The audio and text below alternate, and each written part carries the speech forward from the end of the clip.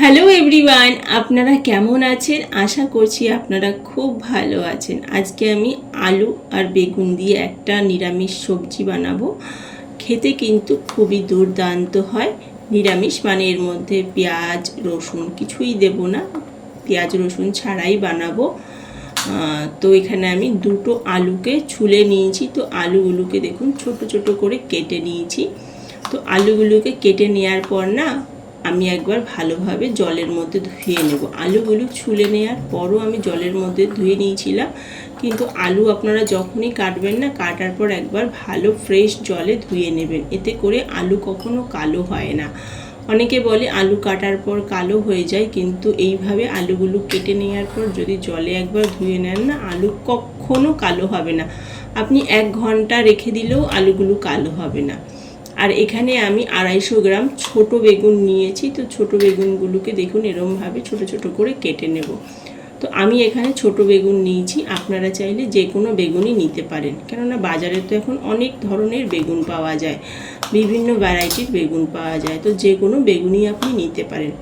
এই ছোট বেগুনগুলো না খেতে একটু টেস্টি হয়, সুন্দর হয় খেতে, মানে স্বাদটা ভালো হয়। তো বেগুনগুলো কেটে নেওয়ার পর বেগুনগুলো আমি এখানে ভালোভাবে ধুয়ে নেব। সব সবজি কিন্তু আমি আগে একবার ধুয়ে নিয়েছি, কিন্তু কেটে নেওয়ার পর আরেকবার করে ধুয়ে নিচ্ছি, এতে করে সবজিগুলো কালো হবে না। তো এখানে আমি যেই দুটো টমেটো নিয়েছি, টমেটোগুলোকেও আমি এখানে ছোট ছোট করে কেটে নেব। আর আলু বেগুনের এই সবজিটা খেতে দুর্দান্ত হয়, খুবই সুস্বাদু হয়। আর এটা খেয়ে না কেউ বলতেই পারবে না যে আপনি এটার মধ্যে পেঁয়াজ বা রসুন কিছুই দেননি। তো যে কোনো নিরামিষ দিনে আপনি এই সবজিটি বানাতে পারেন, রুটি ভাত সব কিছুর সাথে কিন্তু দারুণ লাগে। তো গ্যাসটা জেলে কড়াইটা গরম করে নিয়ে তারপর 2 চামচ মতন সর্ষের তেল দিয়ে দিয়েছিলাম। সর্ষের তেলটা গরম হয়ে যাওয়ার পর সব কেটে রাখা আলুগুলো দিয়ে এখানে অল্প একটু আলুগুলোকে ভাজা ভাজা আগে করে নেব, কেননা আলুটা সেদ্ধ হতে না একটু বেশি টাইম লাগে, কিন্তু বেগুনটা সেদ্ধ হতে একদমই টাইম লাগে না। তো আলুটা অল্প একটু ভেজে নেওয়ার পর তারপর আমি বেগুনগুলোকে দিয়ে দিয়েছি। তো এখানে আবার আমি আলু আর বেগুনটা দুটো একসাথেই ভেজে নেব। তো খুব ভালো করে ভাজতে হবে না, কিন্তু হালকা একটু ভেজে নিতে হবে। তো দেখুন এইভাবেই ভেজে নিতে হবে, যে এইভাবে আমি ভেজে নিয়েছি। হালকা একটা ফ্রাই কোটিং চলে এসছে দেখুন আলু আর বেগুনের মধ্যে। এবার আমি আলু আর বেগুনটাকে বাইরে বার করে নেব।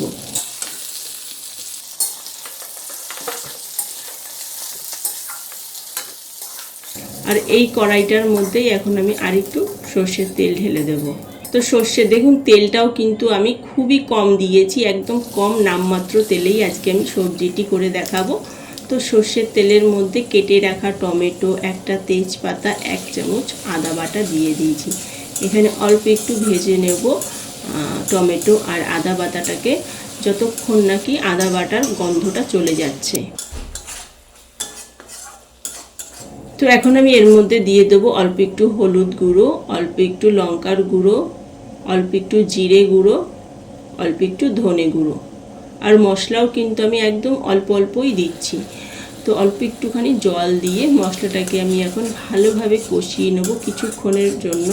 আর আলু বেগুনের এই সবজিটি কিন্তু রুটি পরোটার সাথে খেতে দারুণ লাগে, কিন্তু আমার তো ভাতের সাথেই ভালো লাগে। আর আমরা বাঙালিরা ভাত ছাড়া কিন্তু কিছুই বুঝি না। এমন অনেক মানুষ আছে যাদের সারাদিন ভাত না খেলে মনে হয় খাইনি সে, ওর মধ্যে আমিও একজন। আমি যদি ভাত না খাই না, মনে হয় কি আমি খাইনি সারাদিন। তো এখানে দেখুন, তো মশলাটা ভালো করে ভাজা ভাজা হয়ে যাওয়ার পর আমি বেগুনটাকে দিয়ে দিলাম, মানে আলু বেগুনটাকে দিয়ে দিলাম।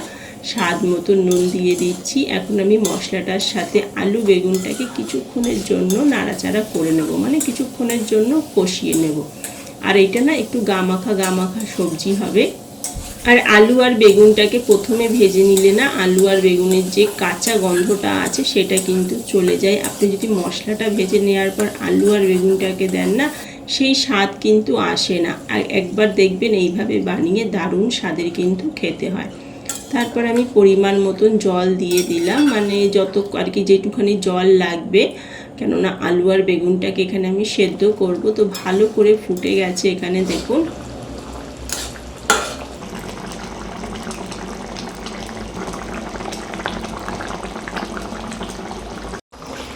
তো একটা ঢাকনা দিয়ে আমি চাপা দিয়ে দিলাম আর গ্যাসটাকে আমি কম করে দেব।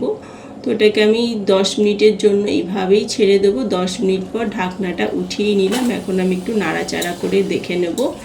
তো এখানে দেখুন ভালোভাবে সবজিটি আমাদের তৈরি হয়ে গেছে। আলু বেগুন ভালোভাবে সেদ্ধ হয়ে গেছে। আর দেখুন একদম অল্প একটুখানি ঝোল রয়েছে, বেশি ঝোল কিন্তু নেই। এটা কিন্তু নামিয়ে নেওয়ার পর আরও শুকিয়ে যাবে। তো উপর থেকে অল্প একটু আমি গরম মশলা গুঁড়ো, কেটে রাখা ধনেপাতা, একটু বেশি করেই ধনেপাতা দেবে, তাতে করে স্বাদটা আরও সুন্দর আসবে। তো এখানে একটু নাড়াচাড়া করেই সঙ্গে সঙ্গে নামিয়ে নেব, বেশিক্ষণ কিন্তু রাখা যাবে না। তো দেখুন কিছুক্ষণ পর কীরকম একটা গামাখা আলু বেগুনের তরকারি তৈরি হয়েছে। খেতে দুর্দান্ত হয়। আপনাদের যদি রেসিপিটি পছন্দ হয় তো ভিডিওটাকে লাইক শেয়ার করে দেবেন। And tata bye bye.